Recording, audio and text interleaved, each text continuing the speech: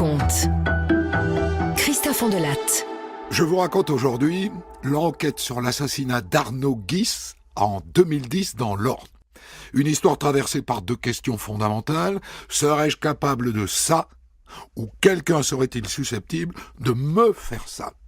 Un crime terriblement ordinaire, donc. Pour le débrief, j'ai invité maître Kian Barakat du barreau de Caen, avocate dans ce dossier de l'un des accusés. J'ai écrit cette histoire avec Thomas Oudouard, réalisation Céline Lebras. Europe 1, Christophe Ondelatte.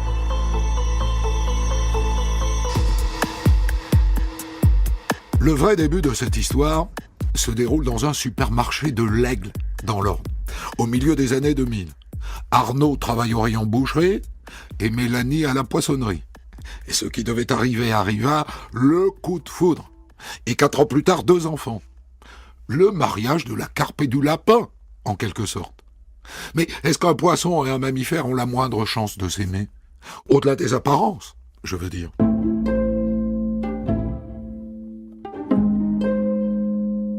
Le samedi 10 juillet 2010, vers 13h, Mélanie déboule à la gendarmerie de l'Aigle. Bonjour. Voilà, c'est pour mon compagnon, Arnaud. Il a disparu depuis hier soir. J'ai pas de nouvelles, je suis très inquiète. D'accord, asseyez-vous, madame. Asseyez-vous. Alors, le nom de la personne disparue. Arnaud. Arnaud Guis. G-H-Y-S. Voilà. C'est votre mari? Non. On n'est pas mariés, mais on a 2 enfants et comme vous pouvez le voir, je suis enceinte, on attend le 3e. D'accord, et votre nom à vous, c'est Mélanie. Mélanie Fleury.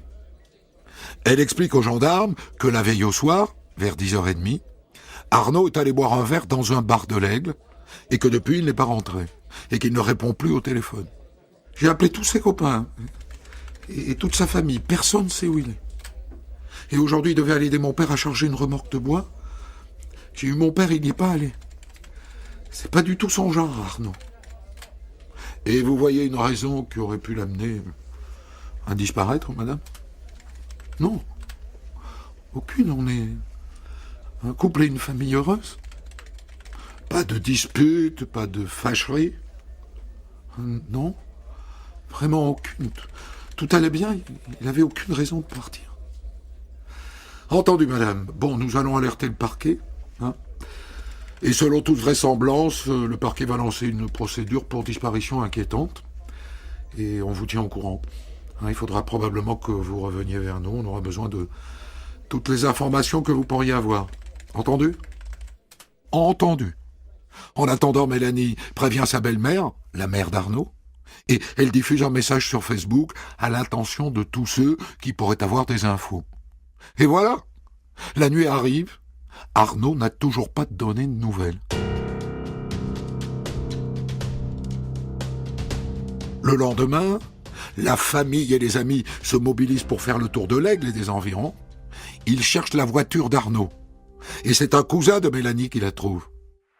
Elle est garée sur le bas-côté de la route, un peu en travers de la forêt à Ré. Mélanie prévient tout de suite les gendarmes et tout le monde se retrouve sur place. Mélanie arrive avec son père. Bon, personne dans la voiture. Elle n'a pas l'air d'avoir été accidentée.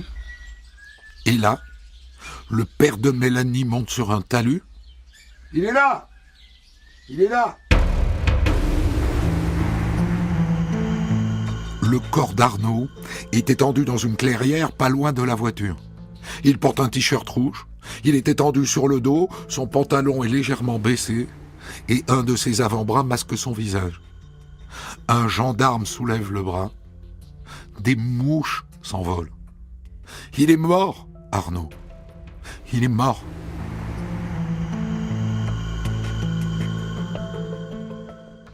Les gendarmes retournent le corps. Ouais, on lui a tiré dans le dos. Il a une plaie rouge entre les omoplates, de 5 cm de diamètre. Au vu de la quantité de sang sur le sol, il a été tué ici. Bon, va falloir ratisser les alentours. Les techniciens en identification criminelle ratissent la zone autour du corps. Ils trouvent des canettes et des mégots. Et son portable, vous l'avez retrouvé? Non, chef. Et les clés de la voiture non plus. Mais il y a son portefeuille, avec 15 € à l'intérieur. Dans la foulée, les techniciens en identification criminelle font des prélèvements sur le cadavre, sur ses vêtements et à l'intérieur de la voiture, à la recherche d'ADN, bien sûr. Assez vite, les gendarmes apprennent qu'Arnaud Guis était au chômage. Il ne travaillait plus au supermarché de l'Aigle, mais chez un boucher qui a fait faillite. Ils apprennent aussi, et ça c'est plus intéressant, qu'Arnaud a eu une adolescence, disons, agitée. Il a commencé à avoir des problèmes avec la justice vers 13 ans, des petits vols. Et ça s'est corsé dans les années qui suivent. Il a fini par braquer une pharmacie. Ça lui a valu 5 ans de prison. Ah, mais je vous jure que c'était fini tout ça. Il avait complètement tourné la page. Les conneries, c'était vraiment fini.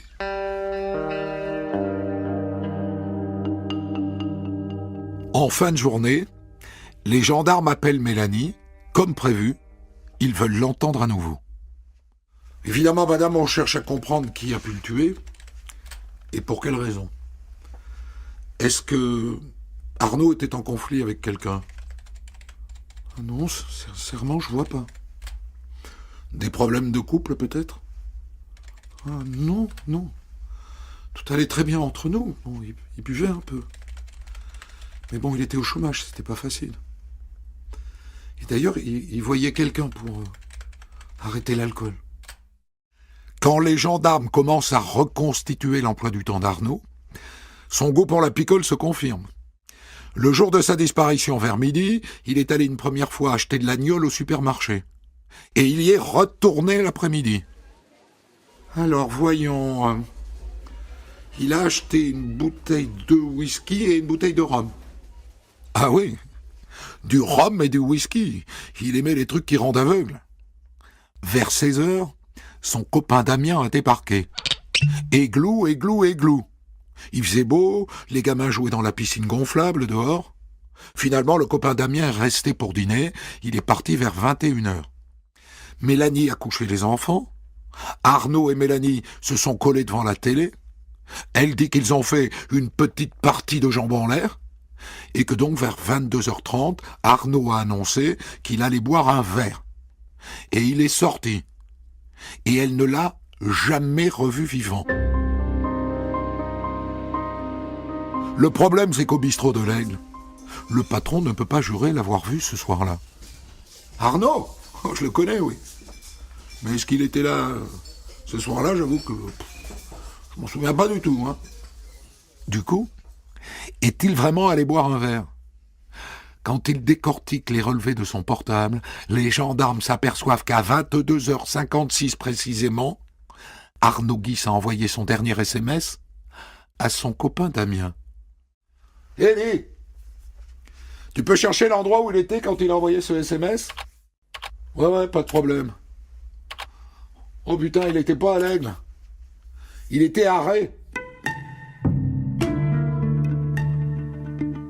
Ré, c'est un village collé à l'Aigle.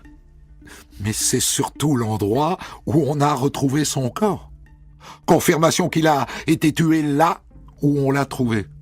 Et que le meurtre a eu lieu après 22h56. Le copain Damien, destinataire du dernier SMS, est naturellement interrogé par les gendarmes. C'est un gamin de 19 ans. Bien, monsieur. Est-ce que vous pourriez nous donner votre emploi du temps le jour du meurtre? Le 9. Oui, bien sûr. J'étais chez Arnaud. Toute la fin de l'après-midi. Entre 4h l'après-midi et 9h le soir. Et après? Après, je suis rentré chez moi. J'ai passé la soirée avec mon voisin. On a maté un film. Et après, je suis allé un peu sur Facebook. Vous avez reçu un SMS de Guis Arnaud à 22h56. Vous vous souvenez de ce qu'il vous disait dans ce SMS? De mémoire, il disait quelque chose comme c'est toujours OK. Et ça veut dire quoi, ça? C'est toujours OK. Ben, ça veut dire qu'il voulait qu'on se voit. Il devait passer me chercher. Donc je suis descendu en bas de l'immeuble, mais il n'est pas venu. Et donc je suis remonté chez moi et j'ai retrouvé mon voisin. Comment est-ce que vous vous êtes connu? Comment est-ce que vous êtes devenu ami avec Guy Arnaud? C'est Florian, le cousin de Mélanie, il nous a présenté. Vous vous voyez souvent? Ah oui, oui. Je sais pas quoi, 4 ou 5 fois par semaine. Pour boire un coup, pour bouffer. Je gardais les petits de temps en temps. À votre connaissance, est-ce que Guy Arnaud était en conflit avec quelqu'un? Je sais qu'il a eu un problème avec des gens à qui il avait vendu une voiture, une Golf. Ok. C'est une piste à explorer. À part ça, je suppose que vous connaissez son passé, la prison, tout ça. Peut-être qu'il est resté en lien avec des gens de cette époque. Moi, j'avoue, j'en sais rien. Mais c'est possible. Le voisin est bien sûr convoqué pour vérification. Il confirme qu'il a bien passé la soirée avec le copain Damien.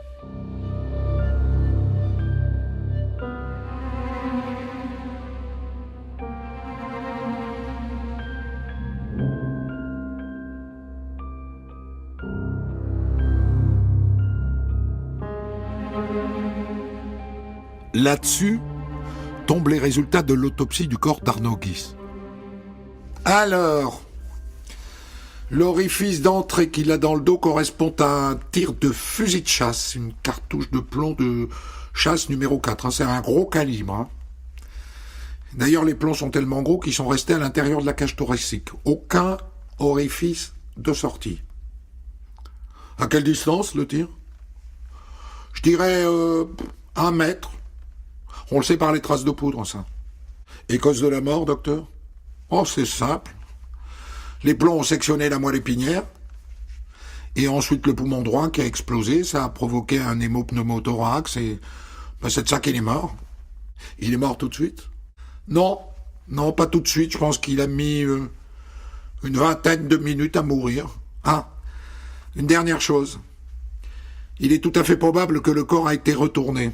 Je ne sais pas dire combien de temps après la mort, mais je dirais quelques heures après. Le copain Damien a ouvert 2 pistes. Des gens à qui Arnaud a vendu une Golf et qui n'étaient pas contents, et des amis de son adolescence tumultueuse avec lesquels Arnaud aurait peut-être renoué. Mélanie Fleury, la compagne d'Arnaud, ouvre une 3e piste. Un incident qui serait survenu courant juin. Un homme grand et mince, il est venu sonner chez nous en pleine nuit. Et Arnaud, il est sorti. Je l'ai entendu s'engueuler. Et après, l'autre, il est parti. Vous pourriez nous le décrire, cet homme? Je sais pas trop, je l'ai vu par la fenêtre de la cuisine. Il faisait noir, mais je vous dis, il était grand et mince. Ah si, je pense qu'il avait une carabine à la main. J'en suis pas sûr, mais je pense. Dites-moi, madame, vous nous avez dit qu'il n'y avait aucun problème dans votre couple. Alors je vous repose la question, est-ce que c'est vraiment le cas? Non, c'est pas vrai.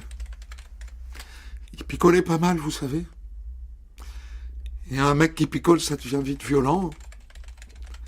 Il me frappait, souvent. Des coups de poing, des claques. Alors non, ça n'allait pas très bien entre nous. Pourquoi est-ce qu'elle ne l'a pas dit tout de suite, ça?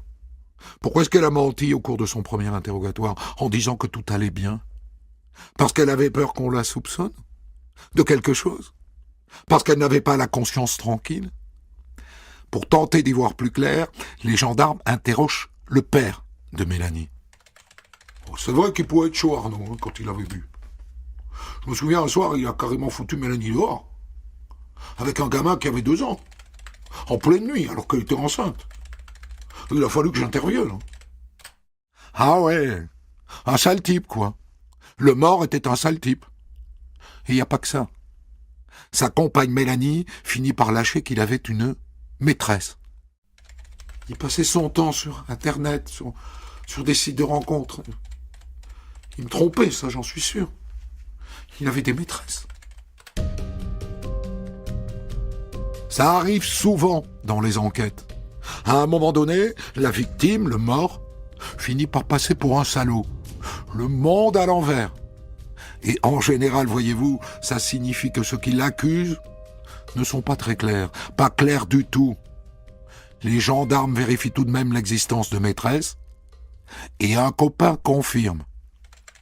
À moi, il m'a dit qu'il avait une liaison avec une infirmière. Et la piste des maîtresses se précise quand les gendarmes découvrent qu'Arnaud Guis avait 2 téléphones portables. Un pour sa chérie et l'autre pour ses maîtresses. Ça tient la route. Du coup, est-ce que c'est pas avec une maîtresse qu'il avait rendez-vous le soir de sa mort? Et est-ce que c'est pas un mari cocu qui lui a tendu un guet-apens? À ce stade, c'est une hypothèse sérieuse. Alors du coup, quand ils perquisitionnent la maison du couple, les gendarmes saisissent l'ordinateur d'Arnaud. Et ils le confient aux experts informatiques de la gendarmerie. Bon, confirmation, hein. Il allait bien sur des sites de rencontres depuis environ 2 ans. Et il était en contact avec une fille de l'Aigle qui se fait appeler Guapa. Et puis avec une autre femme, qui est bien infirmière dans l'Orne. Les 2 greluches sont interrogés, évidemment. Ouais, avec Arnaud, on se parlait pendant des heures. Mais c'est jamais allé plus loin. On s'est jamais vu. On n'a jamais couché ensemble, je vous jure. Je crois que son truc, c'était de fantasmer sur moi, mais rien de plus. Vous avez peut-être du mal à le croire. Mais ça existe, hein. Arrêtez de penser que tous les mecs ne cherchent qu'à baiser. Il y a des platoniques aussi, je vous jure.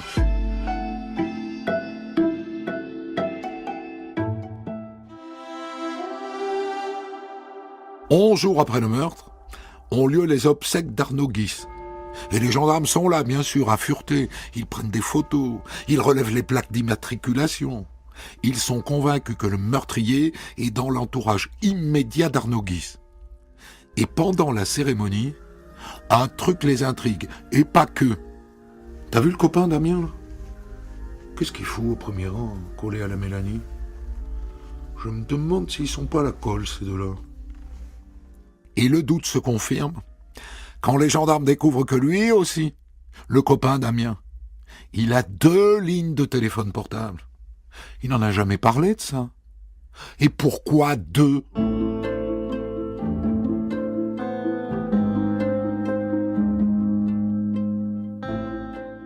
Les gendarmes, évidemment, passent sa 2e ligne au crible. Je vous le donne en 1000, les gars. D'après vous, avec qui le copain Damien correspondait sur cette 2e ligne? Avec Mélanie, la femme d'Arnaud Guis. Attendez, je vais vous lire quelques messages. Je suis seul. Arnaud est sorti. Tu peux passer. Ils sont amants tous les 2, Mélanie et le copain Damien, les petits cachotiers. Mélanie trompait Arnaud avec son meilleur ami. Les gendarmes décident de les placer tous les 2 sur écoute. Ils les entendent roucouler comme des pigeons. Ça va, mon amour? Ouais, ça va. Et toi, mon cœur? Ils ont bien caché leur jeu, ces 2-là. D'autant qu'en passant au crible le téléphone du copain Damien, les gendarmes s'aperçoivent que le soir du crime, il n'était pas chez lui, comme il l'a dit, à mater un film avec son voisin. Son téléphone abordé à Ré, qui est le village où on a trouvé le corps d'Arnaud Guis.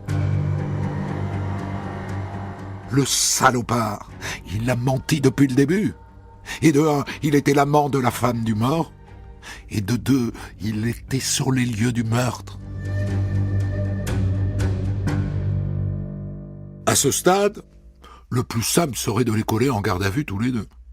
Et d'ailleurs, j'en profite pour vous donner leur petit nom, puisque, à moins d'être cons comme la lune, vous avez compris qu'ils étaient mêlés au meurtre. Mélanie Fleury et Damien Roland. Donc les gendarmes pourraient les arrêter tous les 2. Mais souvenez-vous que Mélanie Fleury est enceinte, qu'elle est au bord d'accoucher. À tous les coups, les médecins la feraient relâcher. Tant pis, on va attendre l'accouchement. Mélanie Fleury accouche fin août d'un petit Steven. Les gendarmes attendent encore un mois, le temps de l'allaitement. Et le 22 septembre 2010, ils décident d'interpeller les deux amants. Et savez-vous où ils trouvent Damien Rolland ? Dans le plumard de Mélanie. Au moins, ils ne vont pas pouvoir nier. Et voilà nos deux tourtereaux en garde à vue. Vont-ils encore mitonner ? Ou vont-ils enfin craquer ? Venez avec moi dans la salle où les gendarmes interrogent Damien Rolland.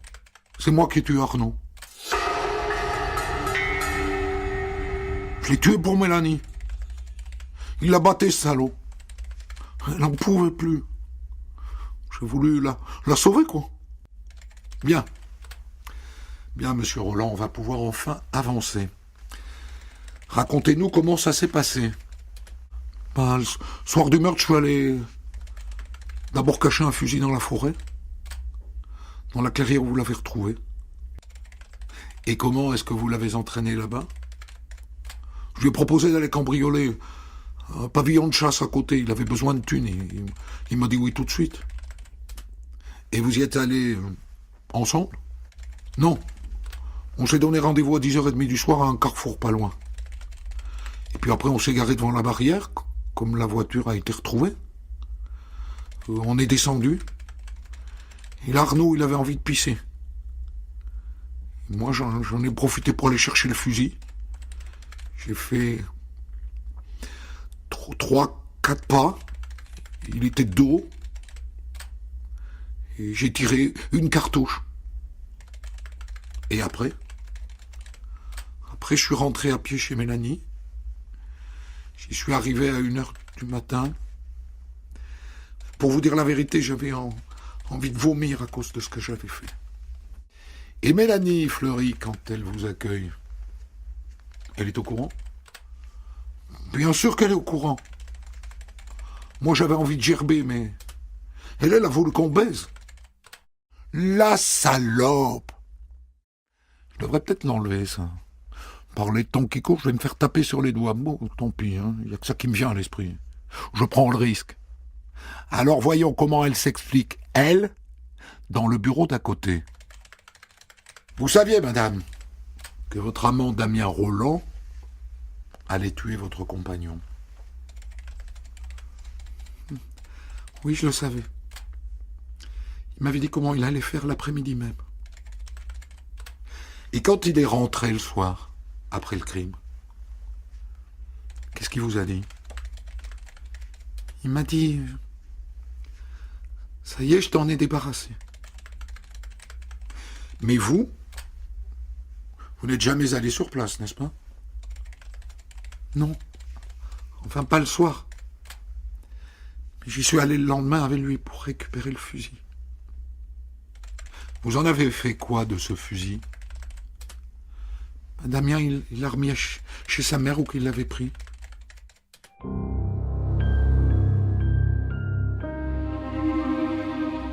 Dans le bureau d'à côté, Damien Rolland avoue aussi la tentative d'intimidation fin juin. Vous savez, l'homme grand et mince qui était venu sonner en pleine nuit. Eh bien, c'était lui. C'était lui avec un cousin de Mélanie, un certain Florian, lequel Florian se retrouve à son tour en garde à vue. Moi, je vous dis la vérité. Je me demande si elle n'a pas manipulé Damien pour qu'il tue Arnaud. Qu'est-ce qui vous fait dire ça, monsieur ? Elle m'a dit plusieurs fois qu'elle voulait se débarrasser d'Arnaud. Mais selon ses dires à elle, en tout cas, elle n'était pas sur place. Au moment du meurtre, non. Mais d'après ce que je sais, c'est quand même elle qui est allée chercher Damien après le meurtre. Je ne veux pas replonger dans la vulgarité, mais ça me brûle les lèvres.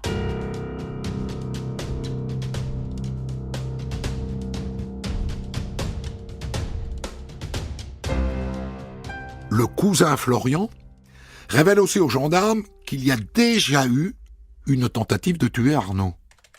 Ce que je sais, c'est que Mélanie et Damien, ils avaient prévu de lui coller un somnifère dans un verre. Mais ce soir-là, Arnaud, il avait invité un copain à lui, Benoît qui s'appelle. Du coup, d'après ce que je sais, ils lui ont collé un somnifère à tous les deux. C'était quand ça, monsieur? C'était au mois de mai de cette année? Et pourquoi ils les ont endormis tous les deux? Ils voulaient tuer Benoît? Mais ils les ont endormis tous les deux parce qu'il était là, Benoît. Mais qu'est-ce qu'ils comptaient faire après? Ils ont voulu les étouffer avec des oreillers.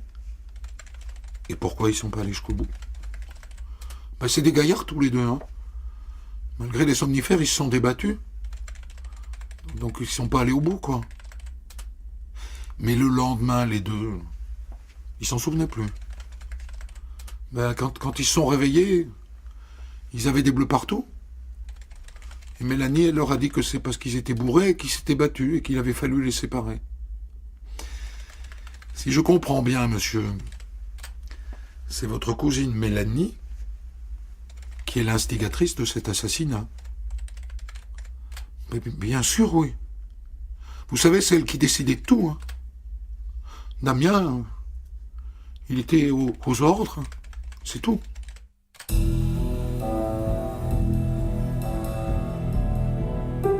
Bon, maintenant, je crois qu'on a toute l'histoire, ou presque. Reste à vérifier la part réelle de l'un et de l'autre.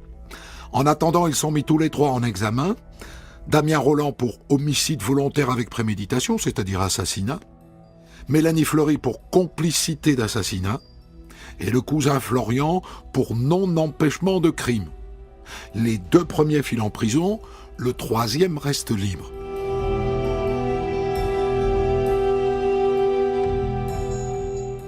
À l'issue de son instruction, le juge acquiert la conviction que Mélanie Fleury exerçait un chantage affectif sur Damien Rolland, qu'elle le menaçait de le quitter s'il ne passait pas à l'action.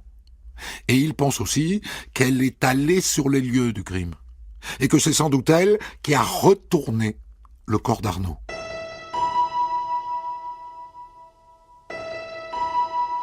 Le procès du trio s'ouvre en novembre 2012 devant la cour d'assises de l'Orne à Alençon. Dans le box, Mélanie Fleury a l'air au fond du trou, alors que Damien Rolland, ma foi, présente plutôt bien. Au cours de ce procès, l'avocat de la partie civile pose une question cruciale à Damien. S'il n'avait pas eu cette envie d'uriner, de pisser, comme vous dites, comment auriez-vous fait? Je l'aurais pas tué. Ça tient à peu de choses, un meurtre. Dites-moi, monsieur Rolland, est-ce que Mélanie Fleury est venue vous chercher dans le bois après le meurtre? Moi, je suis là pour enfoncer personne. Au moment de dire qui a eu le rôle principal dans cette affaire, l'avocat général renvoie les deux accusés dos à dos. Je vous demande une peine de 30 années de réclusion criminelle pour l'un et pour l'autre. Quand il s'agit de plaider pour défendre son client, Damien Rolland, son avocate, maître Kian Barakat, exhume une phrase de Voltaire. Les faiblesses des hommes font la force des femmes.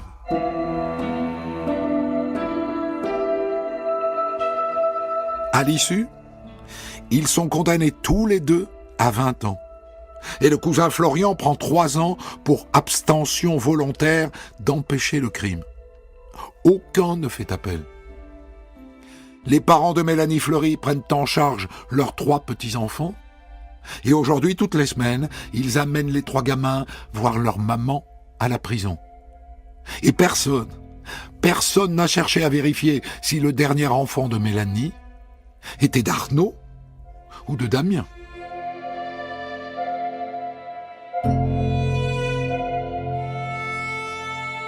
Et l'avocate de Damien Rolland, maître Kian Barakat du barreau de Caen, est là avec nous pour débriefer cette histoire. Maître, est-ce que la stricte égalité des peines entre celui qui tue, qui est donc votre client, et celle qui le remonte comme une pendule vous paraît juste ? Oui, la cour d'assises a effectivement considéré qu'il convenait de les mettre sur le même plan, tous les deux. L'une pour avoir été l'instigatrice et avoir été celle qui décide et celle qui demande et celle qui prévoit et organise, et puis l'autre pour avoir été l'arme finalement de ce projet macabre et avoir accepté finalement de la suivre dans cette démarche-là. Vous-même, c'est ce que vous souhaitiez, cette égalité parfaite dans la responsabilité du crime ?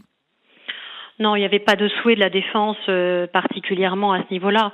Le seul souhait de la défense, et particulièrement me concernant pour la défense de Damien Rolland, c'était qu'il soit pris et tenu compte de la particulière situation dans laquelle il se trouvait, de ce chantage affectif dont il avait fait l'objet, de cette passion qui l'avait animé et de ce sentiment finalement de chercher à la sauver parce qu'elle lui disait qu'effectivement elle était en situation de danger. C'est ça qui a motivé et qui a généré finalement cette adhésion toute relative, de Damien Rolland à ce projet mortifère.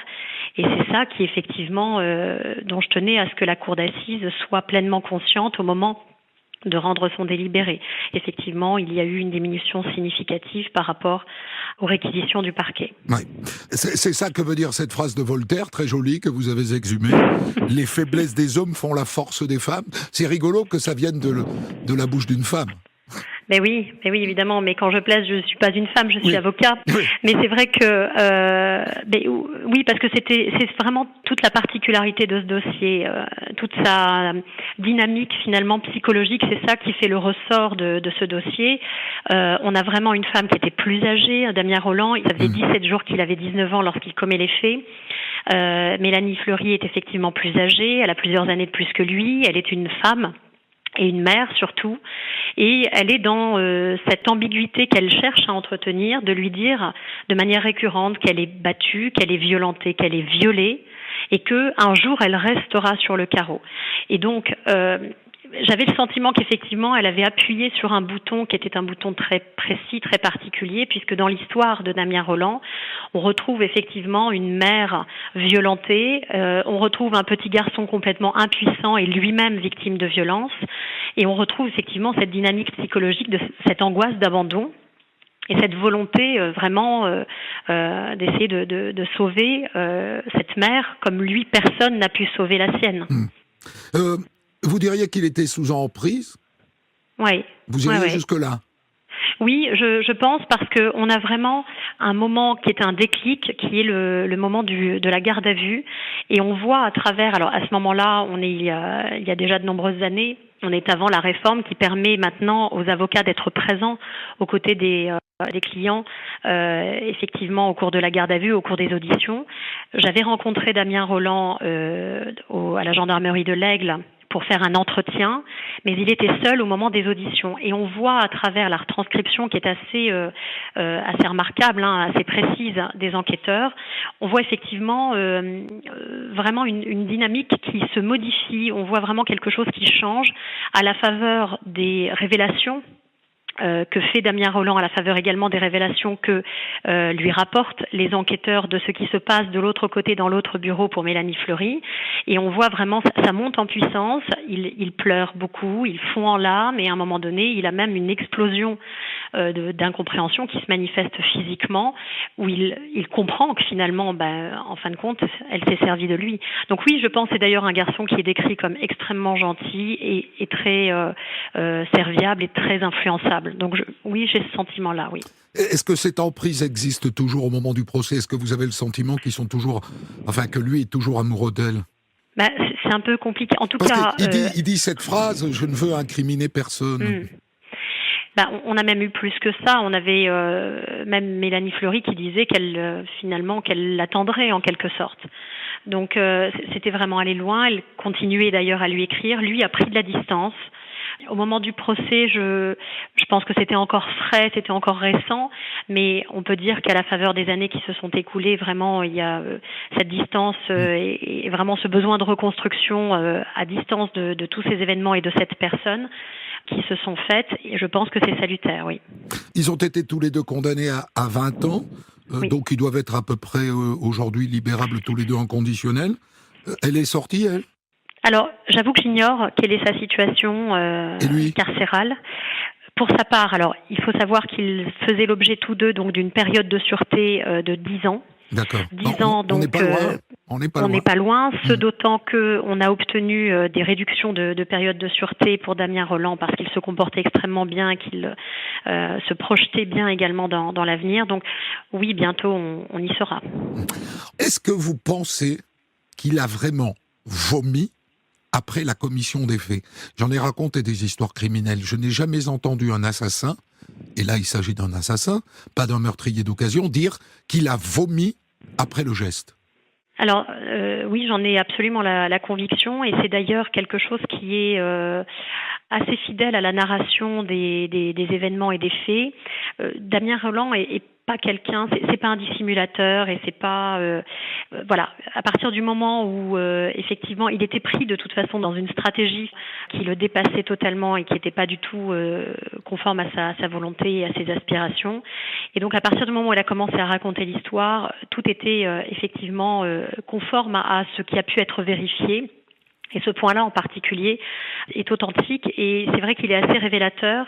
Alors effectivement, d'un point de vue juridique, il y a une décision de justice qui le reconnaît pour des faits d'assassinat, donc on peut dire que c'est un assassin. Mais ce que j'expliquais, et c'est pour ça que je faisais la dichotomie dans ma plaidoirie, on a vraiment effectivement un comportement et une gestuelle et finalement une dynamique qui a abouti au décès d'un homme.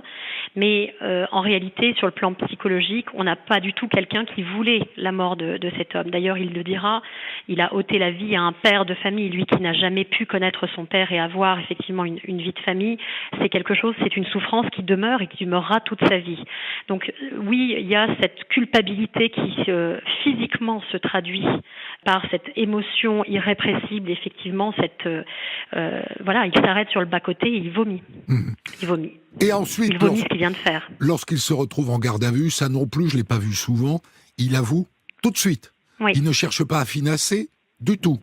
Voilà, c'est ce que je vous disais, c'est-à-dire qu'à partir du moment où effectivement il était face à la situation et à la réalité et qu'il fallait dire les choses, il a tout dit, il a tout dit aussitôt et avec beaucoup d'authenticité et effectivement tout ce qu'il disait se révélait finalement corroboré par des éléments soit de déclaration des uns et des autres, soit des éléments objectivés par l'enquête. Vous venez de dire à l'instant qu'il n'a jamais eu vraiment de vie de famille et que lui-même n'a pas de famille. Mais il a peut-être un enfant. Je pose cette question et j'espère que le petit Steven ne nous écoute pas et nous écoutera jamais. Mais tout au long de cette histoire, on se demande de qui est ce petit garçon.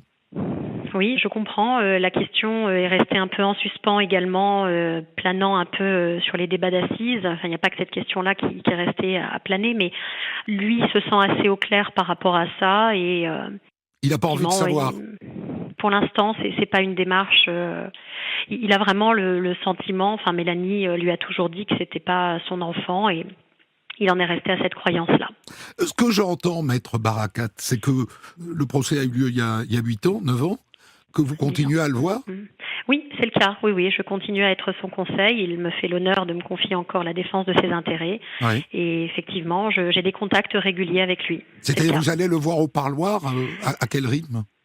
Alors non, c'est pas vraiment rythmé de cette façon-là. Bon, même si là on touche le secret professionnel, mais effectivement, j'ai été amenée à le revoir à plusieurs reprises depuis le jugement. Vous faites ça avec tous vos clients ? C'est un dossier qui, effectivement, émotionnellement était très particulier, qui a eu une résonance et que j'ai porté avec avec plus beaucoup d'énergie. Oui, parce que, enfin, non, plus que d'autres, je ne sais pas, mais non. Non, mais dans le sens où là, il y avait une candeur chez ce garçon. Oui, c'était un gamin, quoi. C'était un gamin, et il y avait vraiment une authenticité, presque une innocence, qui était complètement en contraste avec la réalité des faits qui s'étaient produits, qu'il avait commis et qu'il endossait sa responsabilité. C'était pas le problème, mais vraiment on sentait que c'était quelqu'un qui avait été propulsé dans cette situation-là et qu'il n'avait jamais eu la volonté de faire ça, jamais. Une dernière question, c'est quelque chose qui revient souvent dans mes récits criminels. Pourquoi est-ce que tous ces gens-là ne pensent pas tout simplement à divorcer ? Eh bien, c'est une excellente question et nous l'avons posée à Mélanie Fleury plus particulièrement puisque la question qui était... oui, c'est plutôt à elle de répondre. Voilà, on a tenté d'avoir une réponse. On lui a dit, et je lui ai dit plus particulièrement, qu'effectivement, il y avait 1000 possibilités. D'ailleurs, Damien Rolland avait lui-même fait des démarches pour effectivement organiser éventuellement une vie après la séparation avec Arnaud Guis, organiser les choses pour qu'elle soit loin, qu'elle soit à distance, qu'elle soit protégée. Elle n'a jamais voulu.